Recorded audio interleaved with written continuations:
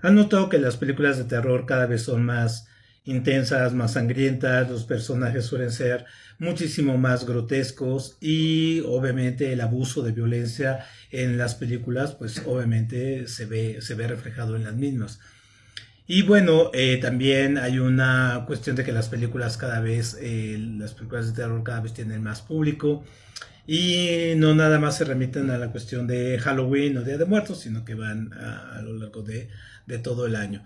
Bueno, pues tiene una explicación que está basada en unos aspectos sociales, políticos y culturales, que va muy arraigado al ascenso de los fascismos, ¿no? Es un reflejo del miedo al trauma, el miedo a la pérdida de la libertad, al colectivo que se está expresando como una especie de reflejo de esta pérdida de las democracias, ¿no? Entonces, estas narrativas de los fantasmas funcionan como metáfora, ¿no? Culturales que expresan lo que no se puede decir de manera tan abierta, aunque ahora los medios pues sean canales de expresión, las películas lo reflejan. Pero no nada más las películas, por ejemplo, también la literatura. Tenemos ahorita que estamos pasando por una época de literatura de terror muy intensa, escritura hecha por mujeres, ¿no? Con unas historias de terror muy intensas, y entonces está en boga, ¿no? Hay un gran mercado para ello. Pero también la gente empieza a hablar más de eso, ¿no? Cada vez la gente dice que se le apareció un fantasma y todo ese asunto. Y entonces, obviamente, uno se pone a pensar, bueno, ¿de dónde viene, no? Entonces, obviamente, podemos ver que en esos principios del siglo XX, ¿no? Que estaba la Primera Guerra Mundial, se basaba mucho en la cuestión del espiritismo. Eso es donde todo se agarraba en la mano, pero eh, fue con el ascenso del fascismo en los años 20-30, cuando el autoritarismo y los totalitarismos que se vivieron pues fueron en ascenso y se observaron un creciente número de relatos de lo espectral, de lo monstruoso, de lo grotesco, ¿no? Obviamente esta relación no es casual ni meramente estética, tiene raíces en la psicología social, la cultura política y la memoria histórica. Entonces los fantasmas funcionan como metáfora del trauma, ¿no? Representa lo reprimido, ¿no? Porque en contextos fascistas, por ejemplo, con el ascenso de Trump, en este caso al poder, la derecha en América Latina, la derecha en Europa, ¿no?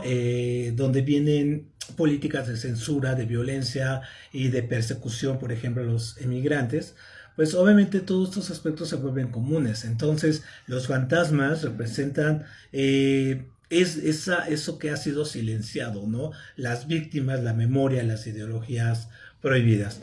Obviamente lo vamos viendo, por ejemplo, en Estados Unidos, que cada vez las historias de fantasmas, pues sí, sus historias que se reflejan en el cine, pues son muchísimo más intensas.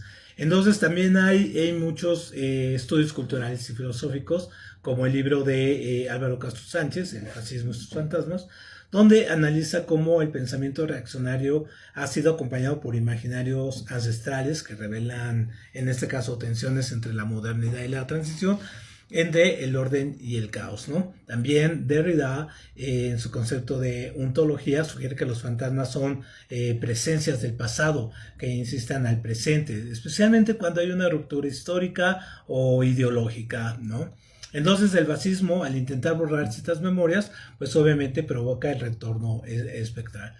Entonces, en tiempos de represión, como los que estamos viviendo ahora, ¿no? Sobre todo aquí con el vecino de arriba, ¿no? Podemos ver cómo este miedo se canaliza, ¿no? En formas simbólicas como son las apariciones, las leyendas urbanas, las figuras grotescas. Y estas narrativas permiten expresar el horror sin confrontar directamente al poder. Entonces si ustedes recuerdan el cuadro este de Edvard Munch, ¿no? El del grito, pues no es un grito de un miedo que se ve en ese momento, es que está viendo venir la guerra, ¿no? Entonces el simbolismo también que se da por ahí. Entonces, por ejemplo, si nosotros revisamos literatura de la época nazi, ¿no? Proliferan mucho las leyendas sobre espíritus vengativos, apariciones en los campos de batalla, en los campos de concentración o en la España franquista. No, la película esta de Guillermo del Toro lo refleja muy bien con la cuestión de la fantasía como forma de escape, ¿no? Pero al mismo tiempo un reflejo del miedo también. El silencio impuesto sobre los desaparecidos generó una cultura espectral de la literatura y el cine, y todos los fantasmas eran metáforas del duelo no resuelto, como también sucedió en América Latina con la fusión entre las guerras civiles y las historias de duendes, aluches, apariciones, la llorona, en fin, ¿no? Que cada vez hacían o tenían estructuras contemporáneas más fuertes. De hecho, hay una película que se llama La Llorona, que trata este tema de La Llorona en un entorno de una guerra civil y de un dictador, ¿no? Entonces estas narrativas no solo entretienen o asustan, son mecanismos de resistencia simbólica, o son formas de mantener viva la memoria y denunciar lo que no se puede nombrar directamente. Entonces, cuando vayamos al cine, o leamos un libro de terror, o escuchemos a alguien que nos cuente sus historias de terror, pues podemos entender pues de dónde viene. Gracias.